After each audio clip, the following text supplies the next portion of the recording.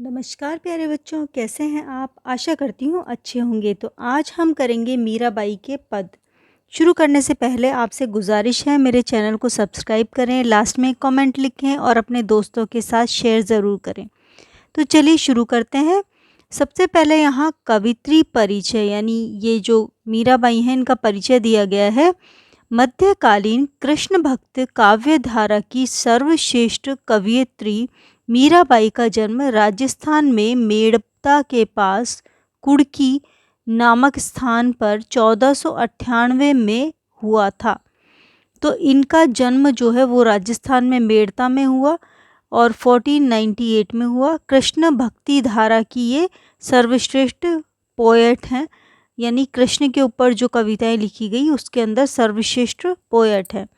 मीराबाई जोधपुर के महाराजा राव रतन सिंह की पुत्री और उदयपुर के राजकुमार भोजराज की पत्नी थी। तो इनके पिता यानी फादर जो हैं वो राव रतन सिंह थे और इनके हस्बैंड जो हैं वो भोजराज थे।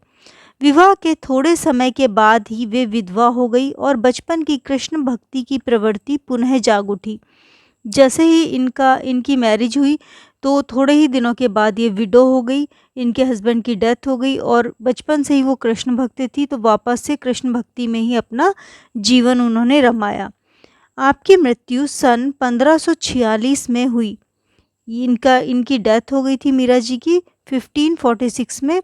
आपकी प्रमुख रचनाएं गीत गोविंद की टीका, नरसी जीरो महेरो, राग गोविंद, सौरठ संग्रह, मीरा की पदावली आदि है। मीरा की काव्य भाषा राजस्थानी, गुजराती और ब्रज मिश्रित है। तो इनकी जो कविताएं हैं वो मुख्यतः पाई जाती हैं राजस्थानी, गुजराती, ब्रज भाषा के अंदर। आगे है प्रस्तुत पदों में मीराबाई जी ने कृष्ण को अपना प्रियतम माना है। मीन्स अपना जो लवर है वो मानती हैं वो।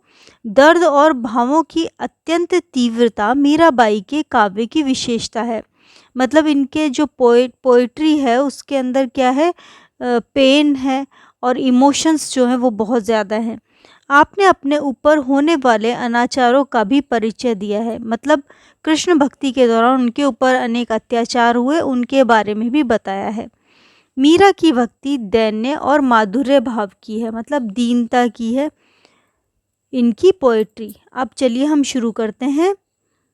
मारा रे गिरधर गोपाल दूसरा न कोय।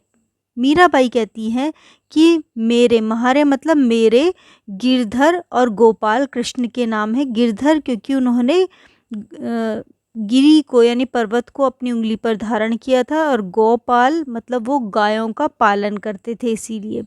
तो मीराबाई जी कहते हैं महारा मेरे तो गिरधर और गोपाल हैं, इनके अलावा दूसरा कोई नहीं है। दूसरा न कोव साधा सकल लोक जुया। दूसरा कोई नहीं है, मैंने साधा सकल, साधा है मतलब सारा जो संसार है, सकल मतलब सारा, लोक मतलब संसार, जुया देखा है। मैंने बाकी सारा संसार देखा है, इस संसार में कृष्ण के अलावा मेरा कोई नहीं है, ये कहना चाहती हैं। भाया छाड़या बंधा छाड़या सगा सूया। मीरा जी कह रही हैं मैंने भाया यानी भाइयों को छोड़ा है, बांधा यानी बंधुओं को छोड़ा है और सभी सगे संबंधियों का त्याग कर दिया है।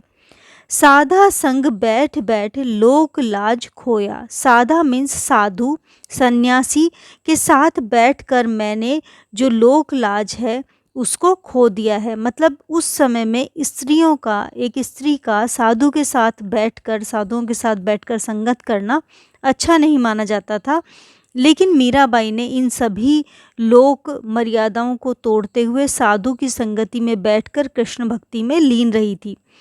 भक्त देखा राजी हाया, जगत देखा रुआ। मीराबाई कहती हैं कि भक्तों को, साधुओं को देखकर मेरा जो हिया है, हृदय है, वो बहुत राजी होता है यानी खुश होता है। और इस जगत को, इस नश्वर जगत को देखकर मेरा जो हृदय है वो रोता है। असवा जल सींच सींच प्रेम बेल बुया।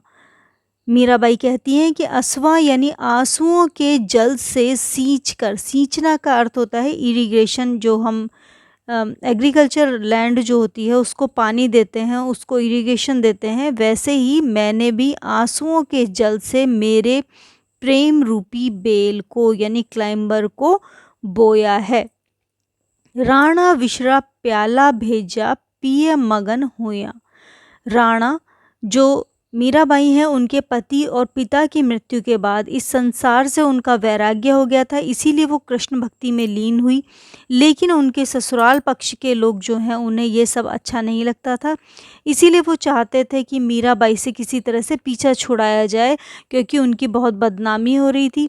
इसीलिए राणा ने उन्हें विष का प्याला भेजा, जिसे पीकर उनका मन जो है, हृदय जो है, वो मगन हो गया कृष्ण की भक्ति में। अब तो बात फैल पड़िया जागण सब कूया। अब तो ये बात चारों ओर संसार में फैल चुकी है कि कृष्ण की भक्ति में मीरा जो है वो दीवानी है। ये बात अभी सभी लोगों को पता चल चुकी है। मीरा री लगन लाग्या होना होजू हुआ। मीराबाई कहती हैं अब तो मेरी लगन जो है वो इस प्रभु से लग गई है, अब जो हो सो हो, उससे मुझे कोई फर्क नहीं पड़ता। अगला पद है भज मन चरण कवल अविनाशी। मीराबाई कह रही हैं कि मैं इन चरण कवल जो कि अविनाशी हैं उनको भजना चाहती हूँ, उनकी सेवा करना चाहती हूँ। जे ताई दिशा धरणी गगन माते ताई उठी जासी। जिस ओर भी इस संसार में देखती हूँ, चाहे धरती की ओर देखें चाहे गगन की ओर देखें, तो हमारे मन में ये ख्याल आता है कि सभी चीज़ें जो हैं वो नश्वर हैं, सभी उठ जाएंगी यानी मर जाएंगे एक दिन सभी। तीर्थ बरता ज्ञान कथा कहा लया करवट काशी। मीराबाई कहती हैं तीर्थ जाकर, ज्ञान कथाएं कहकर या फिर काशी आदि तीर्थ यात्रा करने के बाद से कोई फ़ायदा नहीं है अगर आपके मन में प्रभु की भक्ति नहीं है। या दहीरो गर्भ न करना माटी माँ मिल जासी। या देही यानी शरीर का, गर्भ यानी गर्व, घमंड नहीं करना, क्योंकि एक दिन ये मिट्टी में मिल जाएगा। यानी हम इस नश्वर संसार में रहते हैं तो हमारा शरीर भी नश्वर है, मृत्यु निश्चित है। यो संसार चहर्री बाजी सांझ पड़ा उठ जासी। ये संसार है वो किस तरह से है, पक्षियों के खेल की तरह है। जिस तरह सुबह होते ही पक्षी जो हैं वो अपना कार्य करना शुरू करते हैं, लेकिन सांझ होते ही वापस से अपने घर चले जाते हैं, उसी तरह से ये संसार जो है वो भी नश्वर है। कहाँ भया था भगवा पहरा घर तज लया सन्यासी। इसमें मीराबाई कहती जोगी होए जुगत ना जाना उलट जन्मरी फांसी। अगर आप जोगी हो गए यानी संसार को आपने त्याग दिया है, लेकिन फिर भी आप प्रभु से मिलने की जुगत जो है वो नहीं बना पाए, या उस रास्ते को आप नहीं ढूंढ पाए जिससे आप प्रभु में लीन हो जाएं, तो यह जन्म आपके लिए फांसी के समान हो जाएगा यानी कष्टदायक हो जाएगा। अरज करसू अबला श्याम तुम्हारी दासी। मीराबाई कहती हैं कि मैं अरज कर रही हूँ प्रभु आपके सामने, मैं अबला नारी, मैं आपकी दासी हूँ, आप मुझे स्वीकार करें। मीरा रे प्रभु गिरधर नागर काट्या म्हारी गासी। मीराबाई कहती हैं कि प्रभु गिरधर नागर ये सभी कृष्ण के नाम हैं, आप मेरे इस संसार रूपी बंधन को काटने में मेरी मदद करो। अर्थात वो प्रभु भक्ति में लीन होना चाहती हैं और प्रभु से ये मांग रही हैं कि आप मुझे अपनी शरण में ले लो। इसी के साथ ये अध्याय समाप्त होता है। आशा करती हूँ आपको अच्छा लगा होगा। मुझे लाइक करें, कमेंट करें और अपने दोस्तों के साथ शेयर ज़रूर करें। धन्यवाद।